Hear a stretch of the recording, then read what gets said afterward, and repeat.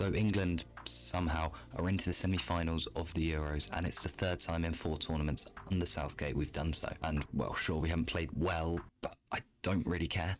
Now we do need to start playing better, and today I'm going to dive into the Netherlands, how good they are, their strengths and weaknesses, how England should set up, and how they can beat the Netherlands. So let's get into the video. Now, the Netherlands are a really good side, and we can't underestimate them. So far in Euro 24, they've averaged 1.8 goals per game, which is the third highest, 1 goal conceded per game, and 55.9% average possession. However, there has been a common theme for the Dutch of starting slowly, as they have conceded first in 3 of the 5 games, but they have gone on to win 2 of those. They did also finish only 3rd in their group, but they did still get 4 points. So let's look at their tactics now and how they set up. The Dutch will be expected to play a 4-2-3-1, which in possession can look more like a back 3 with Ake, Virgil van Dijk and De Vrij, whilst Dumfries advances high on the right hand side. Here you can see the average position from the Turkey game, showing Dumfries getting high, he's number 22 on here. Then they have a double pivot similar to England of Reinders and Schouten. I'm going to be honest, I don't know how you say that. Schouten, who is a really good player actually from what I've seen, and has got some good passing range and could be a problem.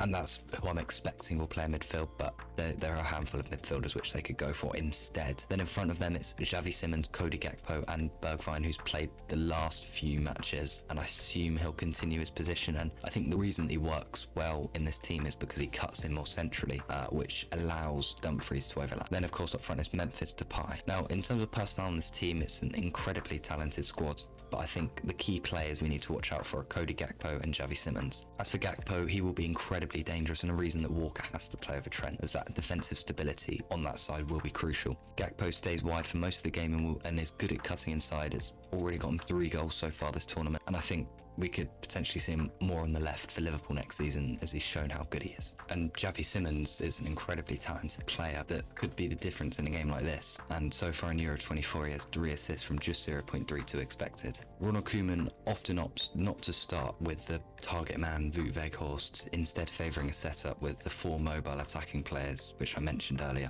The system relies heavily on movement to create scoring opportunities. Memphis Depay plays a key role, frequently dropping back into midfield and opening up space for teammates. Xavi Simons complements Depay's movement, often receiving the ball between the lines of the opposition's defence to help create chances. The wingers following this dynamic approach move inward to force the opposing backline to adjust. An example of this is Cody Gakpo's goal against Romania.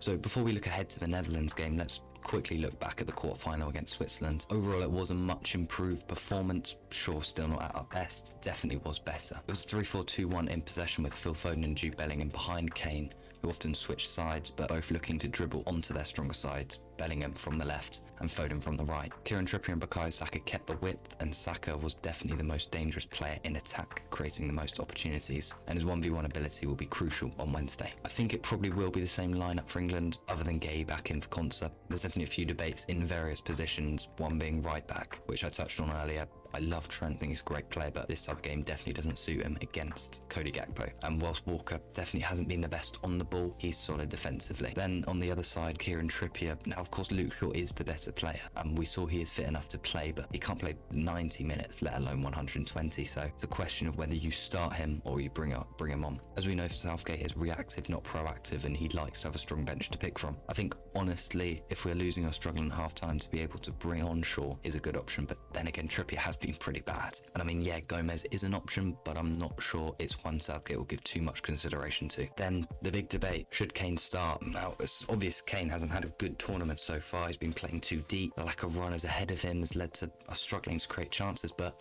it's unlikely Southgate will drop him, yet many fans are calling for Kane to be dropped for Tony. But I disagree, not to dropping Kane, but instead drop him for Watkins, someone who I think is being slept on, because let's be honest, Tony was brought in for his penalties. Look, he's been really good when he's come on so far in the tournament, but if you start him, he probably won't make it to penalties. So not only does Watkins offer more mobility than both Kane and Tony, something that we can utilise with the Netherlands back 3 when Dumfries is tracking back, there's going to be space in behind, and I think his runs in behind could be crucial. Then of course, if it's not working at half time even, you can take him off. Like I said, it's unlikely Southgate will do so. It's also unlikely he'll pick any other attackers, as it seems he's very settled on Bellingham, Foden and Saka. And by the way, can I just quickly say, I'm not saying that Kane is a bad player or that I think he really should be dropped. All I'm saying is, if he wasn't Harry Kane, would he still be starting in the team, and the reality is probably no. But he is Harry Kane. He is the best striker in Europe. And I mean, he scored 2 goals. Yes, they were tap-ins, but I mean, a goal's a goal. Also, there is a feeling with Kane,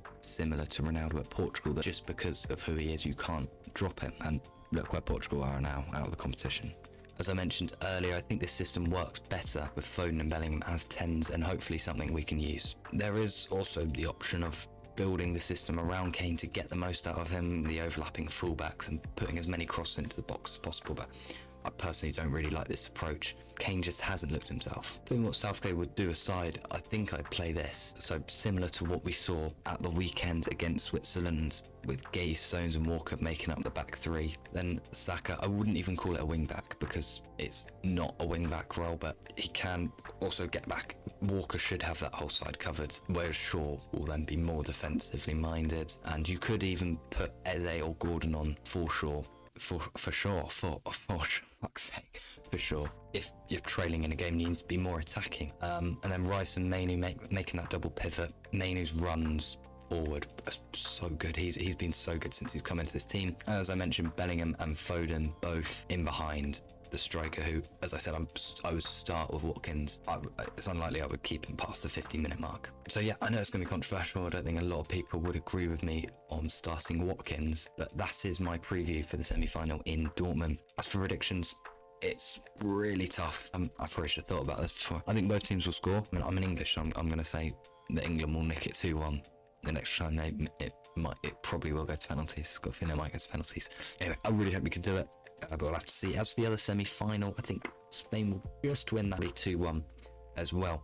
So I'm predicting an England-Spain final. Let me know what you think will happen in the semis and what Southgate should do. Thanks for watching. Good.